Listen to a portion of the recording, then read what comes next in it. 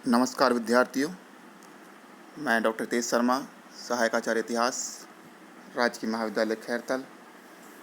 हमारा टॉपिक चल रहा था भारत में राष्ट्रवाद का उदय एवं राष्ट्रीय आंदोलन।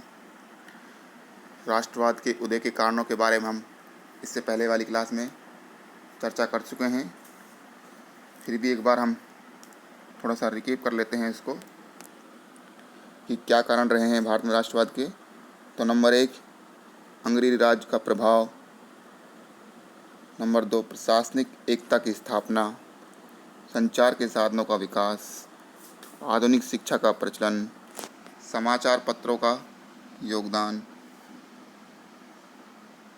सामाजिक व धर्म सुधार आंदोलनों का प्रभाव, ब्रिटेन द्वारा भारत का किया गया आर्थिक शोषण, लिटन की प्रतिक्रियावादी नीतियाँ और रिपन के समय का इल्बर्ट बिल विवाद। ये सब भारत में राष्ट्रवाद के उदय के लिए उत्तरदायी रहे हैं। भारत में राष्ट्रीय आंदोलन की शुरुआत 1885 ईस्वी में कांग्रेस की स्थापना से मानी जाती है। राष्ट्रीय आंदोलन को 3 चरणों में बांटा जाता है। प्रथम चरण, जब कांग्रेस की स्थापना होती है 1885 से लेकर 1905 ईस्वी तक, जब कांग्रेस का विभाजन 1905 ईस्वी में होता है, इसे बोला जाता है उदारवादी चरण। द्वितीय चरण 1905 ईस्वी से लेकर 1909 ईस्वी का 1919 ईस्वी तक का चरण, वह कहा जाता है उग्रवादी या क्रांतिकारी चरण। और तीसरा चरण 1919 से लेकर 1947 ईस्वी तक, जब भारत आज़ाद हुआ, इसे हम कहते हैं गांधीवादी युग, क्योंकि इस समय गांधी जी का प्रभाव भारतीय राष्ट्रीय आंदोलन में सर्वाधिक रहा, इसलिए इसे बोला जाता है गांधीवादी युग।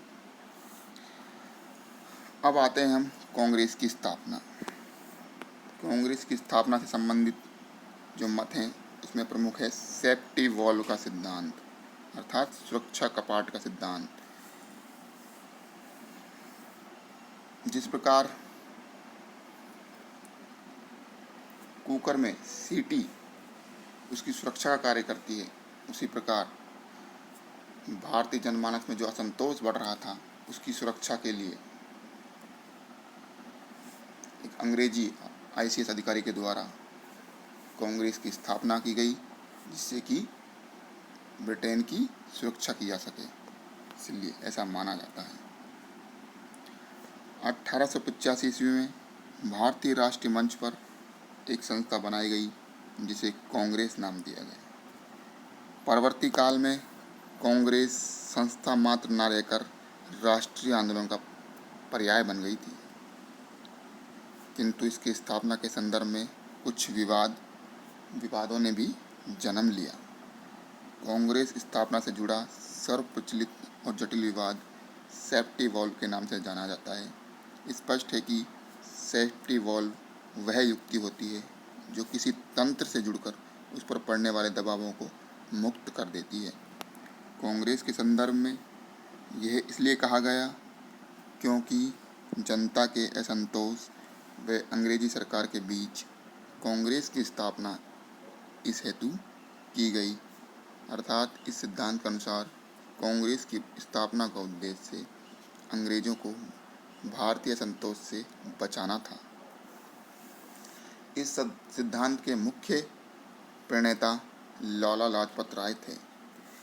इस सिद्धांत के संबंध में यह तर्क दिया जाता है कि 1857 का महान विद्रोह तथा 1875 के दक्कन कृषक विद्रोह से ऐसा प्रतीत हो रहा था कि भारत में अंग्रेजों के विरुद्ध अब संगठित विद्रोह की भावना पनप रही थी।